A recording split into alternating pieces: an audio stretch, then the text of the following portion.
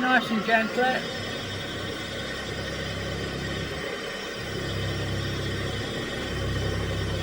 Go, a little bit of oil.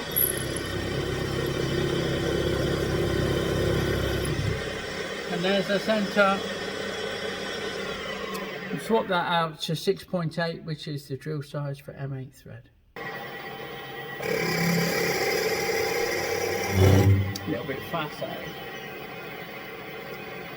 So everything's locked off. Slow that down a bit. Bit of oil.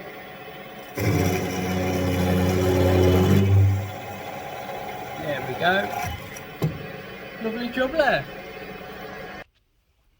And now we're back with every YouTube machinist's favourite bit of kit, spring-loaded tap guide. Got a machine tap in, so we don't need to back it out.